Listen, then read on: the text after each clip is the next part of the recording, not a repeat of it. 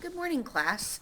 So today, in addition to rereading part of your story in your textbook, we are going to work on our skill of visualizing. Now, if you remember, we did a lesson about visualizing a long time ago, similar to this, where I read you a story and you had to listen and write down, draw, come up with what the story would look like in your own head.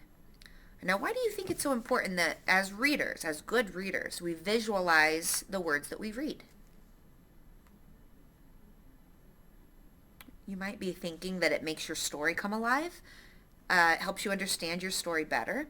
If you can picture what something is happening in your book, do you understand the words the author has written? Yes. So sometimes it is fun to come up with your own pictures, even for a picture book. So we are reading a picture book today called The Fantastic Flying Books of Mr. Morris Lessmore. And I am not even going to show you the cover today. Tomorrow we will take a closer look at what the illustrator pictured for these words. So if you need to grab your whiteboard or a piece of paper, that might be handy. You don't have to be drawing the entire time, but you might want to just think about what would this scene look like if you drew the pictures for this story. Here we go.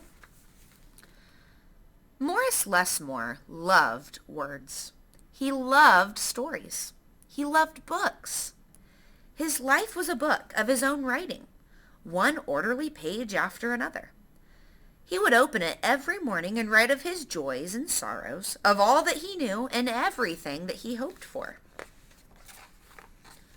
But every story has its upsets.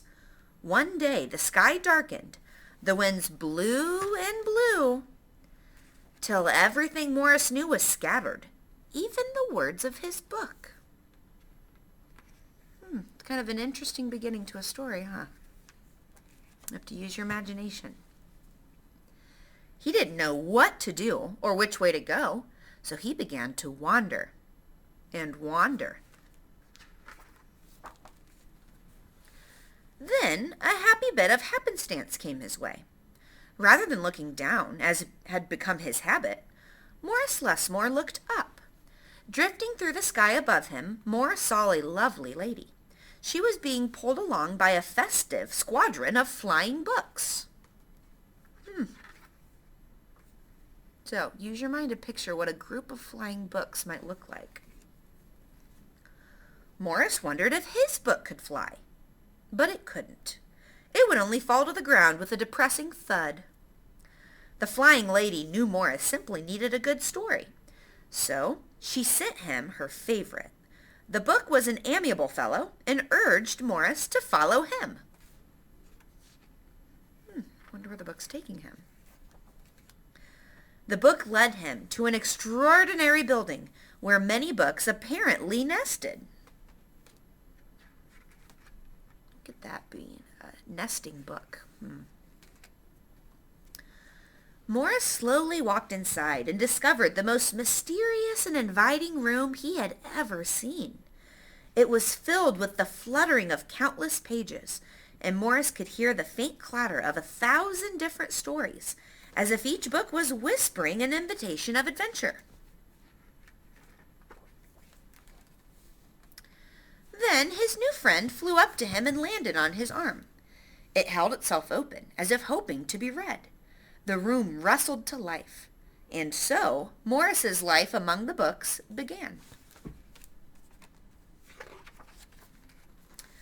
Morris tried to keep the books in some sort of order, but they always mixed themselves up. The tragedies needed cheering up and would visit with the comedies. The encyclopedias, weary of facts, would relax with the comic books and fictions. All in all, it was an agreeable jumble.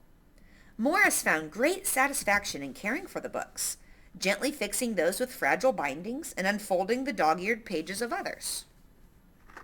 So it sounds like he's doing a lot of book surgery. We have to do that in class, don't we? Sometimes Morris would become lost in a book and scarcely emerge for days.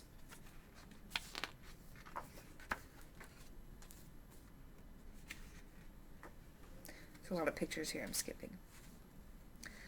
Morris liked to share the books with others. Sometimes it was a favorite that everyone loved, and other times he found a lonely little volume whose tale was seldom told. Everyone's story matters, said Morris, and all the books agreed. At night, after all the stories that needed telling had been told, and everyone had settled down to their proper places on the shelves, the great big dictionary would get in the last word. Zzz. So we've got a trail of Z's. It was then that Morris Lessmore would once again write in his own book. He wrote of his joys and sorrows, of all that he knew, and everything he hoped for. Does that seem kind of like a journal or a diary? It does. The days passed. So did the months. And then years. And years. And Morris Lessmore became stooped and crinkly. So what does that mean? Is he getting older? If you're stooped, you kind of are hunkered over, and crinkly is another way for wrinkles. But the books never changed. Their story stayed the same. Now his old friends took care of him the way he had once cared for them, and they read themselves to him each night. Then one day he filled the last page of his book. He looked up and said with a bittersweet sigh, "I guess it's time for me to move on." The books were sorry, but they understood. Morris put on his hat and took his cane. As he went to the door, he turned and smiled, then waved goodbye. "I'll carry you all in here," he said, and pointed to his heart. The books waved their pages, and Morris Lessmore flew away. And as he flew, he changed back to the way he'd been that long ago day when they'd all first met. The books were quiet for a while.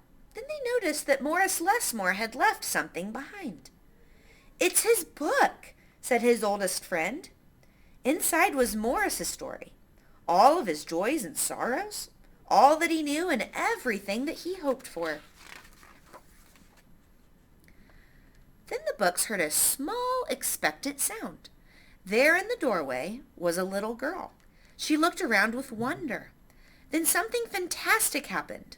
Morris Lessmore's book flew up to her and opened its pages. The girl began to read. And so, our story ends as it began, with the opening of a book. All right, now that is the end of our story.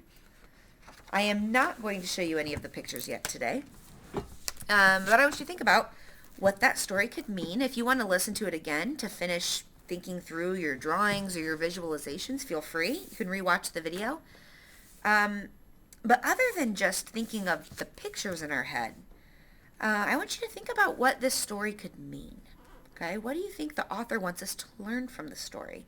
We will talk about it more tomorrow. All right? Okay, thank you all for listening, and if you want to watch or listen to me read the story again, you can continue to visualize. See you tomorrow.